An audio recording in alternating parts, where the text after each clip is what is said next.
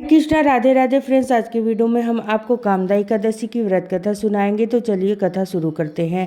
भगवान श्री कृष्ण बोले, हे युधिष्ठिर, चैत मास के शुक्ल पक्ष की एकादशी का नाम कामदा है। इसका महत्व राजा दिलीप ने गुरु वशिष्ठ से पूछा था। वशिष्ठ जी बोले, भागीपुर नामक नगर में पुंडलिक नामक राजा राज्य करता था। उसकी सभा में गंधर्व गाना गाते थे और अप्सराएं नृत्य करती थी। उसमें एक ललिता नाम की अप्सरा थी और एक गंधर्व था। उनका परस्पर प्रेम हो गया था। एक दिन राजसभा में ललिता गंधर्व गाना गा रही थी और ललिता उसके सामने न थी। ललिता सामने न होने के कारण वह उसकी स्मृतियों में खो गया और गायन अशुद्ध हो गया। किसी ने राजा के सामने चुगली खा ली। राजा को क्रोध उत्पन्न हुआ तो राजा ने ललिता को बुलाकर कहा, तुमने मेरी सभा में स्त्री की स्मृति कर अशुद्ध गायन कराया है, इसी कारण से मैं तुम्हें श्राप देता हूँ। राक्षस बनकर कर्म का फल भोगोगे। पुंडलिक के श्राप से ललिता का मुख विकराल हो गया। 8 योजन का उसका शरीर था, 2 योजन की लंबी भुजा थी। उसके रोम मानो बड़े बड़े वृक्ष जैसे थे। नेत्र सूर्य चंद्रमा के समान चमक रहे थे। विंध्याचल पर्वत की कताओं के समान पेट था।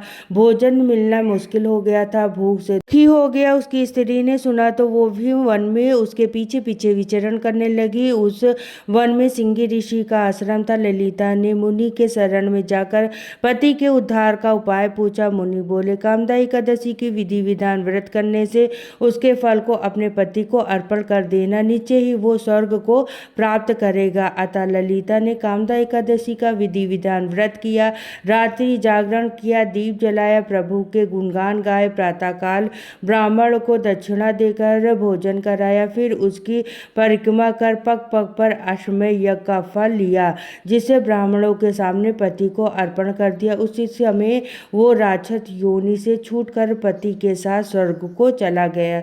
ये कथा वह पुराणों में भी वर्णित है। कामदा एकादशी का व्रत करने से सभी प्रकार के कार्य पूर्ण होते हैं। ये थी कामदा एकादशी की व्रत कथा। इसके बाद हम एक गणेश जी की भी कथा सुनेंगे। तो चलिए अब मैं आपको गणेश जी की भी कथा सुना देती हूँ। एक बार गांव में मेला लगा था।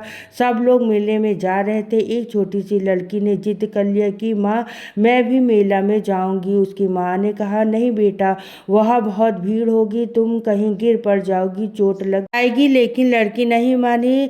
अब जब बच्चा नहीं माना तो उसकी माँ ने 2 लड्डू और 1 घंटी पानी दिया और कहा कि 1 लड्डू और पानी गणेश जी को, जो बचा हुआ लड्डू पानी तुम ले लेना। लड्डू और पानी लेकर लड़की मेले में चली गई। जाकर गणेश जी के सामने बैठ गई और बोली, हे गणेश जी, 1 लड्डू और पानी तुम्हें, बचा हुआ लड्डू पानी मुझे। अब यूं कहते कहते सुबह से शाम हो गई। मेला बिछड़ने लगा।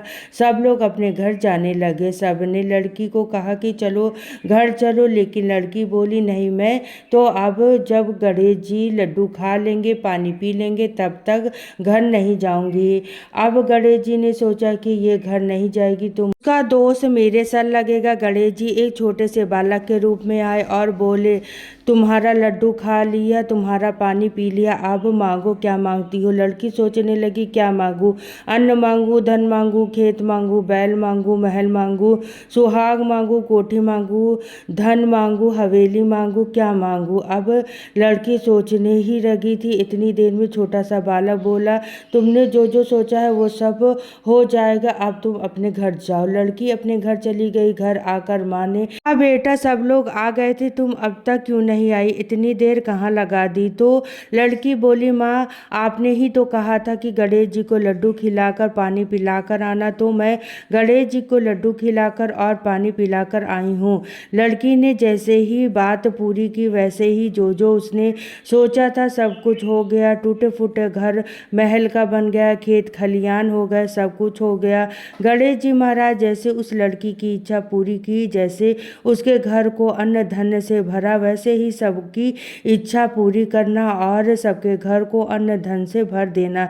ये थी गणेश जी की कथा। इस तरीके से हमारी कामदा एकादशी की व्रत कथा पूर्ण होती है। तो आपको ये व्रत कथा कैसे लगी कमेंट करके ज़रूर बताना। और अगर ये वीडियो आपको पसंद आई हो, वीडियो आपके लिए थोड़ा भी बहुत यूजफुल हो, तो प्लीज़ वीडियो को लाइक कर देना। और हम महिला घर में तीज त्यौहार कैसे करती हैं ये देखने के लिए मेरे चैनल को सब्सक्राइब कर लीजिएगा। फिर मिलती हूँ किसी और वीडियो में। तब तक के लिए जय श्री कृष्ण, राधे राधे, हरि बोल।